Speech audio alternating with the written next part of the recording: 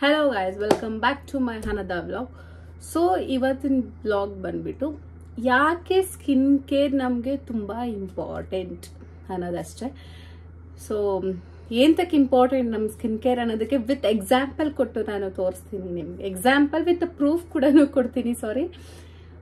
Proof ಕೂಡ ಕೊಡ್ತೀನಿ. Before ಹೇಗಿತ್ತು ನನ್ನ ಸ್ಕಿನ್, ಇವಾಗ ಹೇಗಿದೆ. ಅಫ್ಕೋರ್ಸ್ ಇವಾಗೆಲ್ಲ ಮಾರ್ಕ್ ಇದೆ ನನಗೆ, ಬಟ್ ಮುಂಚೆದನ್ನ ನೋಡಿದ್ರೆ ನೀವು ನಿಜವಾಗ್ಲೂ ಹೆದರ್ಕೊಂತೀರಾ. ಲೈಕ್ ಆ ರೀತಿ ಇದೆ ನನ್ನ ಸ್ಕಿನ್.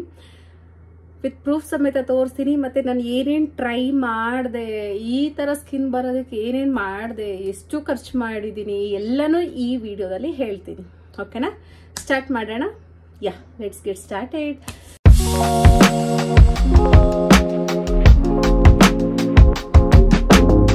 ಸೊ ನನಗೆ ಇವಾಗ ಒಂದು 3 years ಇಂದ ಏನಾಗಿತ್ತು ಅಂತಂದ್ರೆ, ಸೊ ಕಂಪ್ಲೀಟಾಗಿ ಆಕ್ನೀಸ್ ಸ್ಟಾರ್ಟ್ ಆಯಿತು.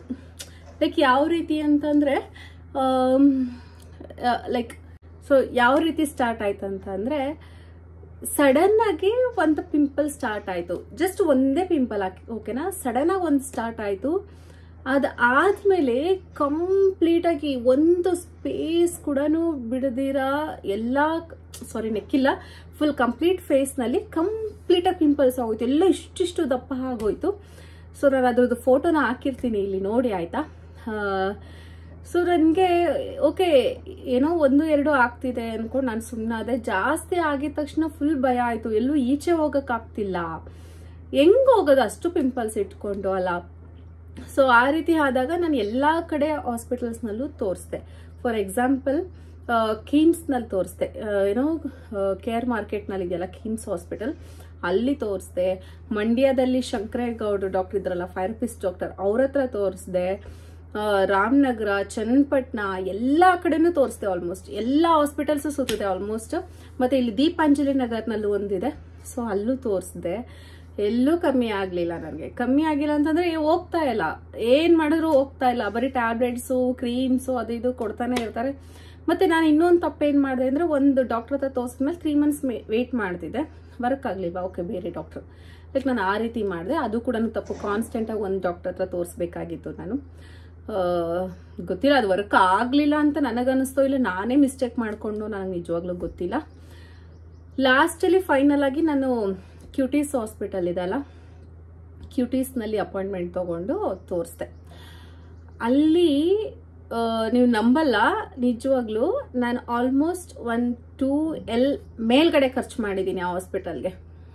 ಅಷ್ಟು ಟ್ರೀಟ್ಮೆಂಟ್, ಅಷ್ಟು ಅಂದ್ರೆ ಹಾಸ್ಪಿಟಲ್ ಎಲ್ಲರಿಗೂ ಗೊತ್ತು, ಅದು ಕಾಸ್ಟ್ಲಿ ಅಂತ ತುಂಬಾ ಕಾಸ್ಟ್ಲಿ ಹಾಸ್ಪಿಟಲ್. ಅದು ಮೆಡಿಸಿನ್ಸ್ ಕೂಡ ಹಾಗೆ ತುಂಬಾ ಕಾಸ್ಟ್ಲಿಯಾಗೆ ಕೊಡ್ತಾ ಇದ್ರು, ಸಿಕ್ಕಾಪಟ್ಟೆ ಕಾಸ್ಟ್ಲಿ ಇರ್ತಾ ಇತ್ತು.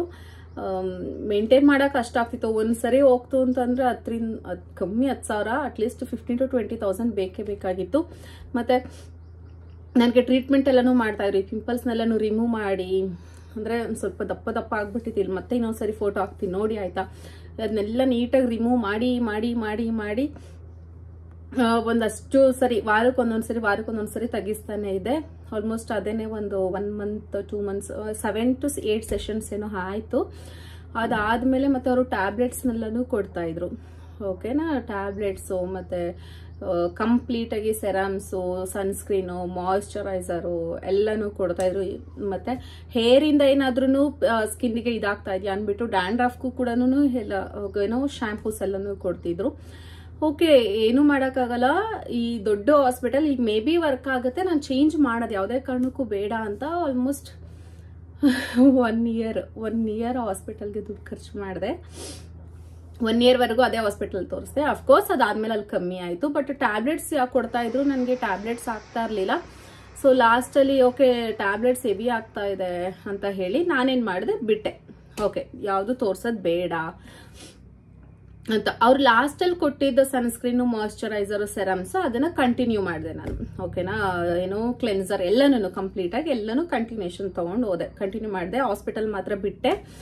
ಅದಾದ್ಮೇಲೆ ಯಾವಾಗ್ಲೂ ಹಾಸ್ಪಿಟಲ್ ಅಂತ ಅನ್ಕೊಳಕ್ ಆಗಲ್ಲ ಅಂತ ಹೇಳಿ ಏನು ನಾನು ನನ್ನ ಹೆಲ್ತ್ಗೆ ನನ್ಗೆ ಏನ್ ಕಮ್ಮಿ ಆಗಿದೆ ಅನ್ನೋದು ನಾನೇ ತಿಳ್ಕೊಳಕ್ ಸ್ಟಾರ್ಟ್ ಮಾಡಿದೆ. ಹೆಂಗೆ ಅಂತಂದ್ರೆ, ಈ ಮುಂಚೆ ಏನ್ ಬೇಕಾತಿನೋ, ನನಗೆ ಪಿಜ್ಜಾ ಅಂದ್ರೆ ಹೆವಿ ಇಷ್ಟ ಆಯ್ತಾ. ಒಂದ್ಸರಿಗೆನೆ 2 rolls ತಿಂತಿದ್ದೆ ನಾನು. ಸೊ ಅಷ್ಟು ಇಷ್ಟ ಆಯ್ತು ಪಿಜ್ಜಾ ಅಂತಂದ್ರೆ. ಈ ಥರದ ಫುಡ್ಗಳನ್ನೆಲ್ಲ ಮೊದಲು ಸ್ಟಾಪ್ ಮಾಡಬೇಕು ಅಂತ ಹೇಳಿ ಸ್ಟಾಪ್ ಮಾಡಲಿಲ್ಲ, ಬಟ್ ಕಮ್ಮಿ ಮಾಡಿದೆ. ಓಕೆನಾ. ಇವಾಗ ಅವಾಗ ಬಂದ್ಬಿಟ್ಟು ಟೂ ವೀಕ್ಸ್ ಒನ್ಸ್ ಆದ್ರೂ ನಾನು ಪಿಜ್ಜಾ ತಿನ್ಲೇಬೇಕಾಗಿತ್ತು. ಆಮೇಲೆ 2 months ಒನ್ಸ್ ಈ ತರ ಕಮ್ಮಿ ಮಾಡ್ಕೊಂಡು ಬಂದೆ. ಈವನ್ ಈಗಲೂ ಕೂಡ 3 to 4-5 months ಒನ್ಸ್ ಆ ತರ ಡಿಪೆಂಡ್ಸ್, ಆ ತರ ತಿಂತೀನಿ. ಇವಾಗ್ಲೂ 6 months ಆದ್ಮೇಲೇನು ಮೊನ್ನೆ ಅಷ್ಟೇ ತಿಂದೆ. ಸೊ ಕಲ್ತಿರೋದ್ ಬುದ್ಧಿ ಬಿಡಕ್ಕಾಗಲ್ಲ. ಸೊ ಬಟ್ ಕಮ್ಮಿ ಮಾಡಿದೆ.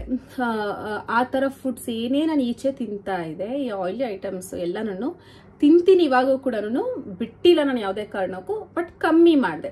ಓಕೆನಾ. ಅದನ್ನ ಕಂಪ್ಲೀಟಾಗಿ ಕಮ್ಮಿ ಮಾಡ್ಕೊಂಡು ಬಂದೆ.